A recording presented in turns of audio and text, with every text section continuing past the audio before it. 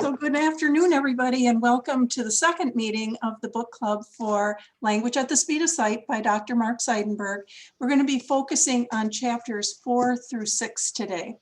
My name is Mary Newton. I'm the president of Reading League Wisconsin, and we're really pleased to be able to host this book club for you. Before we get started, I have 4 housekeeping details. First, please keep your mics muted unless you're in a breakout room. So if you have questions, just put them in the chat and we'll look for them there. Second, the study guide and the discussion questions are located on Dr. Seidenberg's website, which is seidenbergreading.net, and also on the Facebook group for this book club. So both of those links are also in the chat box. And then third is that we will be posting a recording of today's meeting minus the breakout sessions. We're not recording those. They'll be posted later this week on the Reading League Wisconsin YouTube channel. And I put the link in the chat box, but you can also search, it's searchable online. Just if you search online, make sure you're looking for the YouTube channel of Reading League Wisconsin, not the YouTube channel of the Reading League, because that later search will give you the National Reading League organization. And finally, if you requested a certificate of attendance for this meeting, you have to stay logged in until the end of the session. And you have to be logged onto Zoom in a way that enables us to see your full name and see your email address. So if you're logged onto Zoom in some other way through an iPad or a phone, but you need that certificate of attendance, you need to email us today at readingleaguewisconsin@gmail.com.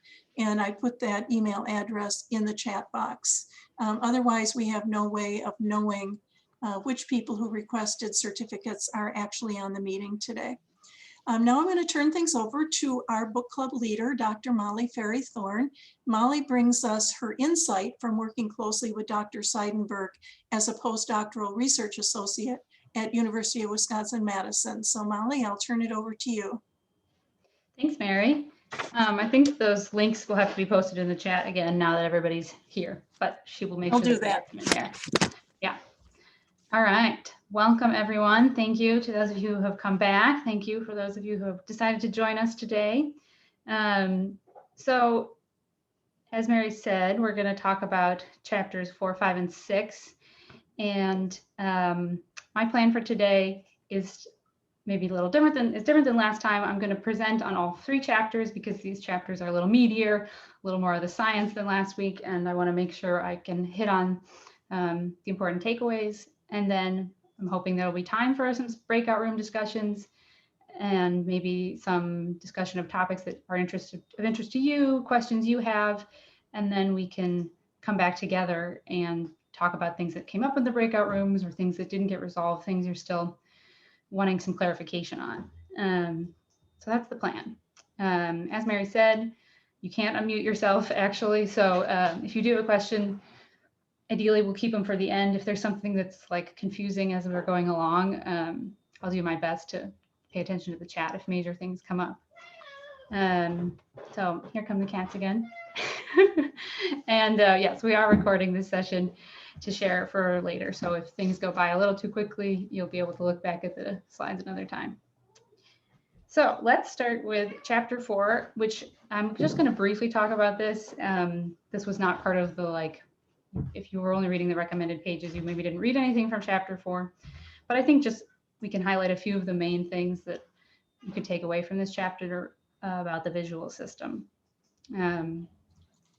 So a couple of key takeaways, thinking about reading now and thinking about how it's not really a single activity. It is encompassing everything from recognizing individual words to skimming over texts and reading more complex texts. And it's this comprehension of language in the visual form as opposed to in the spoken form. And a really kind of critical insight is thinking about how actually the properties of human vision have a huge impact on how we read. And that's because the visual system evolved for other purposes. It was for recognizing faces and objects, perceiving motion, distance, space, other properties of the visual world. And reading is repurposing this system for a very different activity, for recognizing these two-dimensional sequences of abstract symbols. So the actual like biology of our eyeballs affects how reading can actually occur. Another kind of difference between spoken language and written language is that listeners are at the mercy of speakers. So you have to listen to how quickly I'm going to speak or how slowly I'm going to speak. I get to decide the pace of how information is transmitted, and also, unfortunately, maybe for you, how clearly ideas are expressed or not. But a reader can go faster because they can control the speed at which they're reading. And so you actually can be comprehending text more rapidly than you could be comprehending speech. And this is also due again to the biology of eyeballs that are limiting how much can be seen at a time. So this is something that comes up in the book, which we don't need to get into too much detail about, but you make fixations, you look at a certain point on the page, and then you have a saccade that's a skip. And that's how that's how reading happens. It's a succession of fixations and saccades. But importantly, people are not reading faster by just skipping information or making fewer fixations and larger jumps, because that will not actually allow you to take in the information in the text. What's making you faster as a reader is because you are getting better at recognizing and comprehending words. And so you're spending less and less time on each fixation, and therefore you're getting faster. So this is really the important takeaway from this chapter about how vision works, is that you cannot train yourself to be a faster reader by doing something to train your eyeballs. Instead, you train yourself to be a faster reader by reading. So it's the amount and variety of reading we do that has the biggest impact on our skill and our speed. And it's this great positive feedback loop that if you read more, you generally learn more, you know more about the background knowledge for the topic that you're reading about, you know more about how print works, and you get better at recognizing words. And so you're increasing in your skill at reading, which encourages people to read more. And then you are gaining more information from the more you read. And it's this great positive feedback loop that is determining our reading skill. It's not the eyes that are doing that, it's our actual reading experience. So this is just kind of the important insight from this chapter, that we don't want to train, and maybe this relates a little to thinking about something we'll talk about maybe a little later, fluency, that often fluency is measured by speed. And so just encouraging reading faster is not necessarily going to be the thing that's going to make us better readers. So that's all I wanted to highlight from chapter 4. Now we're going to turn to chapter 5. And this chapter introduces the idea that language exhibits statistical patterns that are crucial to our ability to learn and use language. And so this statistical learning thing is really the big thing to take away from this chapter and what that means. So to be a reader involves learning a lot of patterns that are there in the language. So statistical patterns are those that differ in frequency, so they differ in how often they occur, and the probability. So given one pattern, how likely is it that another one will occur? And importantly, in language, these patterns can occur across different levels and of both speech and print. So there are patterns that occur with letters, patterns that occur with words, sequences of words, entire texts. And all of these patterns are there in the language, and we as learners are picking them up and can provide us information about what to expect and how to process the information. So let's just look at a few of the patterns that occur in English. We'll start at the very basic level of thinking about letters. Letters in English if we look across all of words in English, this is just a graph showing the most frequent letters. And you can see that letters E, T, A, O, I, those are the most frequent occurring letters.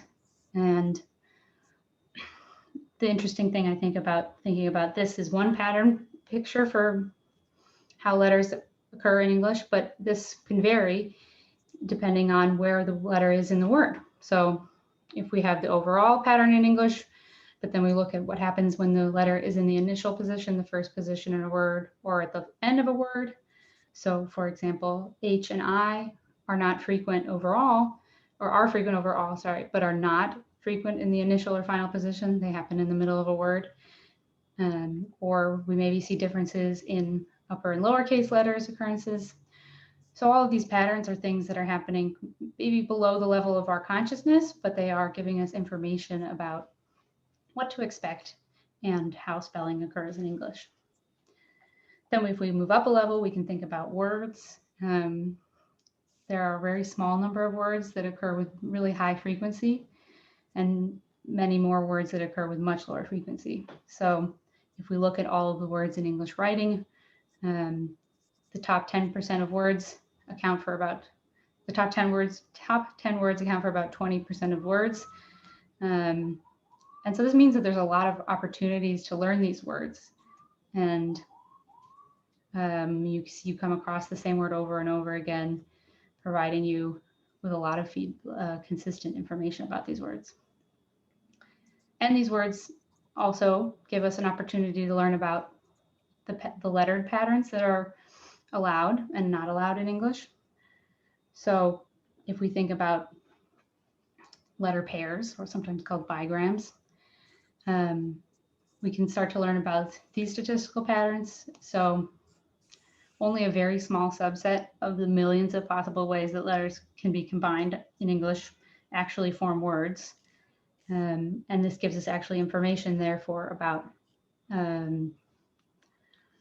what patterns to expect, what patterns we could use in our spellings. It helps narrow down the uses. So we don't use words that can't, the bigrams that cannot be pronounced, which is good because that would be difficult. We also have some that are very frequently used. So we have a lot of opportunities to learn about these letter bigrams and the sounds they make.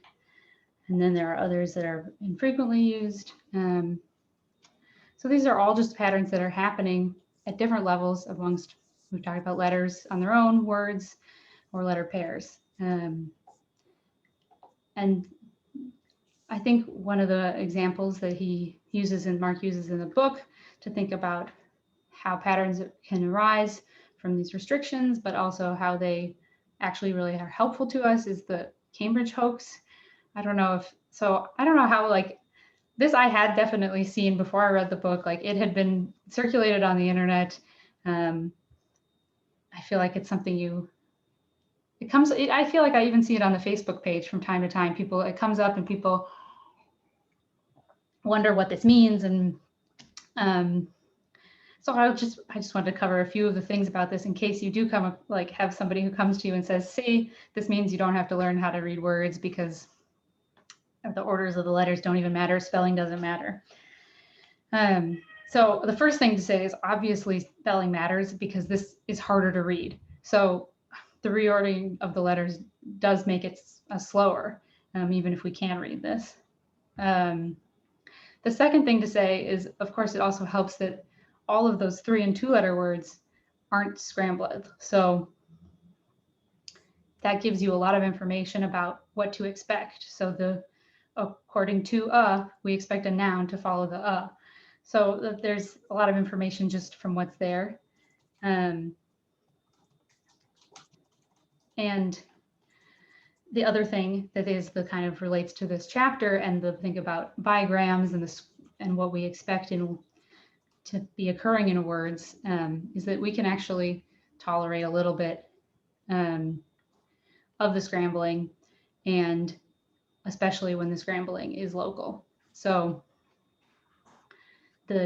this Cambridge hoax text mainly used the transpositions, meaning rearranged the two letters if they were just right next to each other, and that makes it a lot easier because they're much closer to the original word. So here are some words where the transpositions are not right next to each other. They're not adjacent letters. I know that first word is complete, but every time I see it, I want to say cantaloupe. And the second one is pollution. And the third one is simultaneous. So that, I mean, those are impossible to get. And this is partially due to the fact that like the transpositions, if they are just right next to each other, they're still very close to the word that they are, the correct word. Whereas if you get further and further apart, they're not. So, and the final thing to say about this is just that our ability to read this comes from our ability to read. We have a lot of experience reading correctly spelled words. So only people who can read correctly spelled words are like, if you give a child this text, they are not going to be able to figure it out.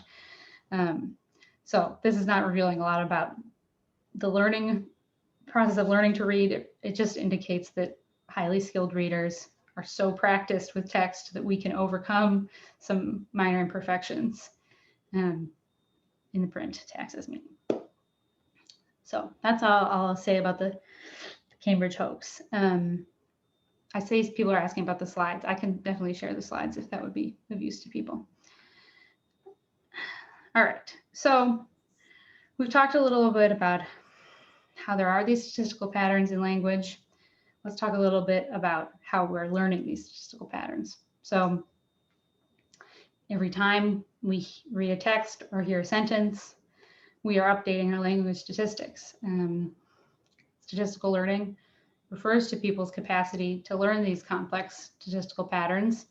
And we're doing this all the time, not even just in language, in all areas of our life. So the important thing to know about this learning, though, is that this is implicit learning largely, and it results in largely implicit knowledge. So this is all kind of background, below conscious awareness learning. And I just wanted to take a moment to kind of talk about these ideas of implicit and explicit, because I think this is important when it comes to thinking about instruction for children, and also what knowledge they have to know and what knowledge a teacher has to know. So in my like Psych 101 classes, this is always how explicit and implicit has been modeled for me, as thinking about an iceberg. Explicit is all the things you can see above the, the conscious level, above the water level. I think this also gets used with Freud and the superego and the id and the what ego, whatever those all are. But I think it helps to think about they're kind of these two distinct things, because we can talk about explicit and implicit knowledge or learning or instruction. So all three of these areas is where you might hear about explicit and implicit. So I just want to kind of highlight some of the distinctions. So explicit knowledge is knowledge that can be articulated and accessed, whereas implicit knowledge is knowledge that you may not even be aware you have. So some of these patterns in English that we're talking about, you may not know them, but you know them. You wouldn't be able to tell me them, but you've used them. And another distinction is that explicit knowledge can easily be transmitted. I can tell you all 50 states.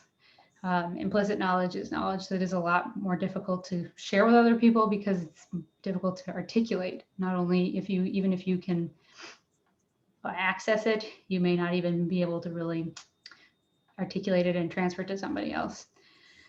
So examples here, you have explicit knowledge of letter names and how they look, but your knowledge, like I said, of those patterns is largely implicit. Another distinction is thinking about learning and teaching. And so explicit information is often also learned and taught explicitly, because it's easy to do that, whereas implicit information is often learned and taught implicitly. So in terms of language, we think about most children are given explicit instruction in letter names and their appearances, whereas learning to speak is a largely implicit experience. Nobody's really giving you explicit instruction in how to speak. So if we think a little bit more about, therefore, how are children learning all of these statistical patterns, there is, of course, explicit information being taught. And so maybe they're being told, you know, this is a letter A. They're maybe even being told some things about the statistical patterns in English, that the letter Q is always followed by a U. That's a nice pattern that we can teach explicitly.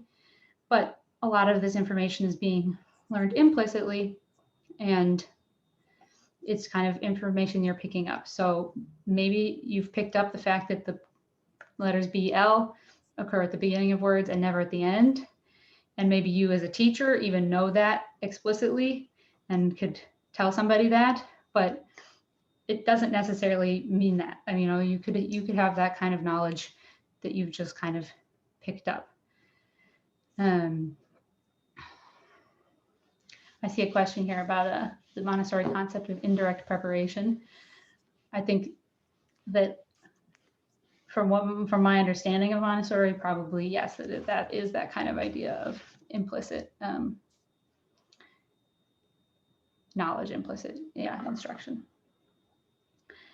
So this is all to say, this chapter really gets into the weeds of people. There are people who this is what they study. They love to study the statistical patterns of English. The woman I did my PhD with, Rebecca Treeman, studies spelling and loves, this is like what her life's work is about, is thinking about what statistical patterns are happening in English and what patterns we can see in people's spellings and what they've picked up on. But why it's relevant to kind of us and our thinking about helping kids is that statistical learning, while it takes place without conscious awareness or attention, it doesn't mean that there's no place for explicit instruction. So well-timed and targeted explicit instruction can be really helpful because it helps accelerate the implicit learning. And we'll talk about this a little more as we talk about things in the next chapter now that look at what children have to learn and how they're learning that information in order to learn to read, and whether the instruction and the learning is implicit or explicit. So we'll turn to chapter 6. And up until this point, like I said, we've been talking about properties of print and how they're relevant to reading. But now we're going to talk about actually what that all means for how the skill of reading is acquired.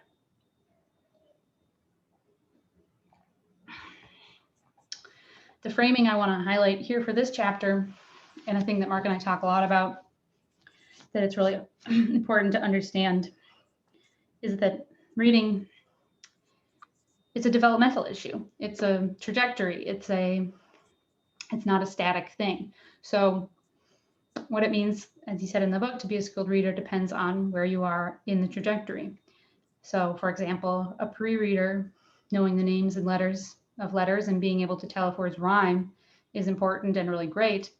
But by first grade, you now need to be able to sound words out. And maybe by fourth grade, that's, if you haven't figured that out, that's no good. And now you need to be reading in order to gain more knowledge and learn about the structure of English. So what being a good reader is really differs depending on where you are in this developmental trajectory. So this is how we're going to kind of break it down. We'll think about pre-readers. Some of this we've talked about a little bit, the skills that reading builds upon. Then we'll think about how do you really get into reading? How do you break the code, be a code cracker? And then touch briefly on this, but this is something that really maybe is more in chapter 7, thinking about how does this skill really develop and increase. So in the book, he talks about kind of maybe 3 different areas of early learning experiences that children are having. And, I like that. Somebody asking about the license plates, easier to remember. Totally, yes. If we've got patterns, if we've got things we picked up, even we love patterns.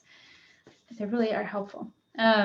So we're going to start by talking about reading together as one of the things that is an early learning experience. I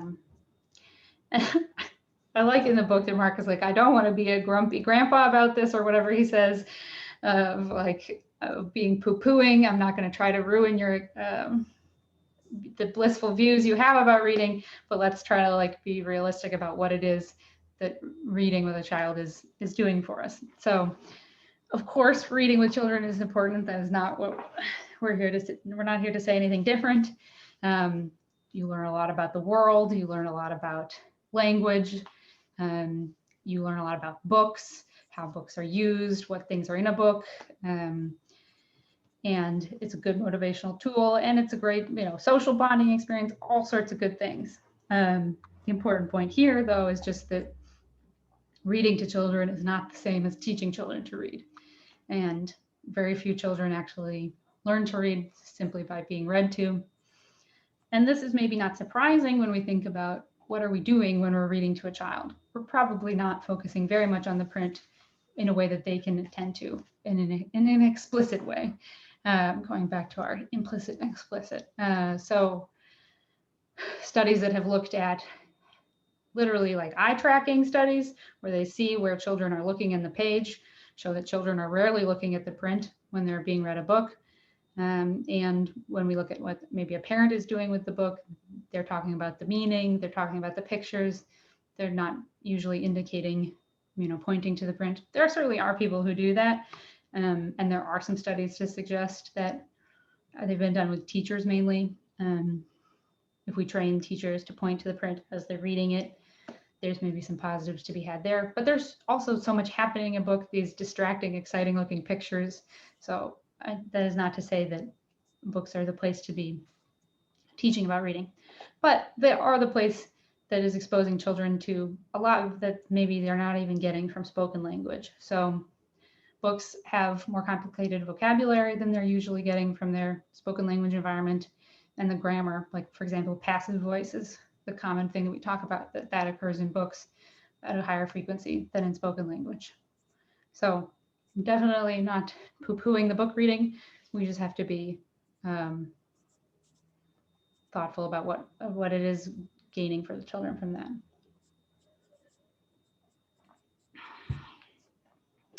A second thing that he talks about in the book, thinking about letter names. And this is something that I really hadn't thought about until he laid it out this way. Why are letter names important? Because it gives them a category. So these are all A's, but like there's not a lot visually in common there that would make me think that. If if there's just a random symbol, they don't mean anything to me. It's kind of like these are all chairs, but like there's no visual symbol. Like the only reason I have a name for them is because I put them in a category because they have a name. Or like these are all different categories, but they're visually similar. Like having these names actually really helps us come up with categories. And so labeling, this is just something that we found from brain research and in different fields, that having a label helps us categorize. And this is just kind of like one of those things that I know people, this is just like a side note. In England, for example, children are taught letter sounds as opposed to letter names. And people maybe ask, like, oh, is one better or the other? But I think this is, and research has not found that one is better than the other. And I think this is maybe one of the reasons why, is that also those children are still learning the alphabet song. They are still learning letter names. And you still have to come up with these categories. Yes, exactly. Talk about them like you're naming anything. Yeah. All right. So then the final thing we'll talk about here as a learning experience is thinking about learning vocabulary. So this is how he describes maybe our intuition about like what knowing a vocabulary word means, that it's learning the association between some form, be it either the spoken form or the written form, and the meaning. But actually, if we think about vocabulary, it's an even more complex issue than this, and lexical quality matters. So this is something else that's maybe, if we've always thought about a word in our brain just being kind of stored as a dictionary entry, we maybe haven't thought about all the other information we actually have about it as a word. So I just kind of threw this together as like some examples that are things from the cup example he had in the book. So you have knowledge about the meaning. You know that this is a drinking utensil, but you also have some other meanings associated with that word. You have some pronunciation information associated. You've got some grammatical information. You've got sensory features that you have associated with this word, visual features. You've got these other facts. And then you've also then got to slot in a spelling here as you're starting to learn to read. So you've got a lot of information already about a vocabulary word. And this is this idea of lexical quality is you want a lot of depth of knowledge about a vocabulary word. But this is a lot to learn. So how is this learning happening? Well, we return to our old friend, statistical learning. You're exposed to a ton of spoken language or being read to. And the nice thing about words is that the words that are similar in meaning often tend to occur in similar contexts. So if you know one word, that means you can then infer something about the meaning of a related word. So if I say the bear is very big and my child only knows the word large, then they can start to suddenly say, oh, big. Okay, they're using it in the same place, and start to learn these overlapping words, overlapping meanings. And this is another example then too, where a lot of this learning is implicit. They're just picking things up from the spoken language they're being exposed to. But that means that explicit instruction actually can be really helpful because we've got this statistical network happening. We've got that hub around CUP that's linked to grammatical information. And if we give explicit instruction, then you're updating the statistical network in a way that's relevant to many words. So teaching somebody about one adjective informs you about all other adjectives, basically. So this nice cooperative effort between explicit and implicit learning. So what we think about these early learners starting to learn to read, maybe not even reading at all, but what kind of knowledge have they gathered from all of these early learning experiences? Well, from listening to spoken language, they're picking up some phonology of the language. They're picking up some words. They're picking up just general knowledge about things in the world, which is great. And then specifically from print and books, they're learning about maybe some of the letter shapes and names. And as I mentioned, books are a great source of vocabulary and grammar, the things that don't occur in everyday speech. So this is where we're at, is kind of at this pre-reader level, these skills that we're building upon, but how do we break into reading? So I'm hitting the nail over the head again, but I just think these are like things that maybe are not the things we think about as what knowledge kids have. So they have all this knowledge about spoken language. They're starting to figure out that they've got phonemes in their words. Maybe I've learned, for example, that my name begins with so I've learned to do a little bit of that chunking. And maybe I have some knowledge about some letter names, and maybe even I know that that letter M makes that sound. And this is something that was really maybe some of you are familiar with the simple view of reading, and it does get mentioned in the book in this chapter in a paragraph. This was kind of like that basic critical insight. I mean, back in 1986, we've made it really far in 30 years. We're still talking about the simple view. But it is a really important kind of idea. This is what the simple view of reading is talking about, is the beginning reader situation. So the beginning reader already knows and uses language, and they know so much about spoken language they know vocabulary, they know simple grammar. I mean, we looked at this. This is what they know. They know a lot of these things just from their spoken language experience, and it's this little piece that we're going to slot in there. So they need to learn how print is representing sound. And clearly, initially, they have a lot more information in that first bubble than they do in the second one. And so they're going to need a lot more help with learning how print represents sound if we want to get them to that goal of reading. Because the goal is for the learner to get to to get from not reading to getting the basic skills developed enough that you can then start learning from reading. So the simple view was suggesting that if we improve that middle bubble, that knowledge about how print represents sound, and combine it with their existing knowledge about spoken language, that then they will be able to read.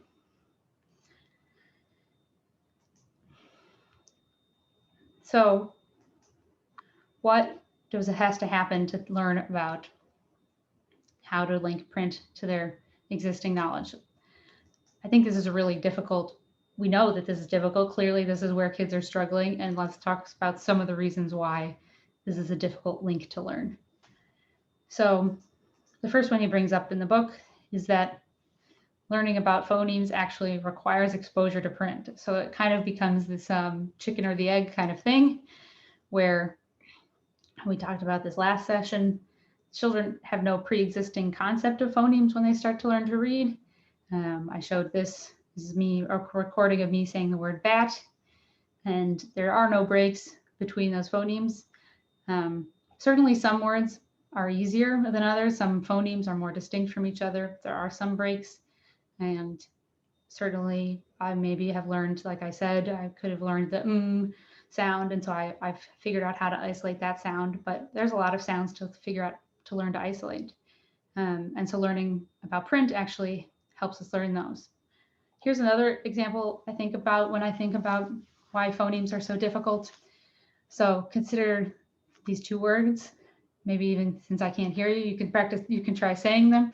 So if you say soap and you say seep, so soap and seep, you're making the s sound very differently. So actually the s is different in those two words. But we're calling them the phoneme s, and which is, I mean, is correct, but this is where we get into this idea of like phonemes are abstract. What that means is that this is again a categorization problem. We're putting them in the same category because they are the same, but they're not exactly the same. And one of the ways that helps us figure out that they are the same phoneme is through spelling. We label them with the same grapheme S. And so experience with spelling helps you kind of break up words into individual phonemes. So this is the way writing systems work, and we treat spoken words as if they consist of discrete phonemes because it makes speech more like writing, which makes it easier to teach. But this knowledge about phonemes has to be learned over time, and exposure to print really helps with that. And I think this is one of these things, this comes up, it's often referred to as phonemic awareness. Maybe many of you know that term. And so I just wanted to take a moment to talk about phonemic awareness and something that maybe is a common misconception. And we return to our conversation about implicit and explicit. So a child's phonemic awareness doesn't need to be awareness in the same sense as I'm aware that my name has 5 letters in it. A child doesn't need to be able to tell you what a phoneme is. They don't need to be even able to tell you what it means to begin with the same sound. It's really helpful if a teacher knows that information, but a child's knowledge doesn't need to be at the level of explicit knowledge. And the other thing is that we talk a lot about, phonemic awareness tests are always done purely auditorily because we're testing their knowledge about phonemes. but the developing of that phonemic awareness will be aided by their experience with spelling. So they work, spelling and phonemic awareness work hand in hand. I think I gave the example last time too of if you say the word sword without the S, you as a reader may respond word because you're thinking of the spelling in your head. The spelling and the phonemes, they get interconnected. And so this is just kind of that's one example of how print and speech are related. But I think this is just important to acknowledge that phonemes are a really tough concept to learn, and tough for even us as adults to understand. A second reason why they are so difficult to learn is that gets mentioned in the book is kind of a more biological one. So they rely on both visual and auditory information, and it's hard to learn an association in any case, but if it's across modalities, it's harder for our brains to learn those. And then the third thing is that the relationship between the print and sound is completely arbitrary. So there's no reason for the letter B to make the sound B. It could just as easily make the sound G or O. And so that's something completely arbitrary you're trying to learn. And that's a really tough ask to learn that.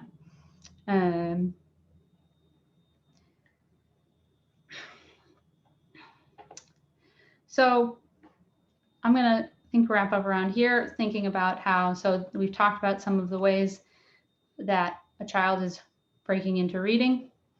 They're starting to understand the relationships between print and sound.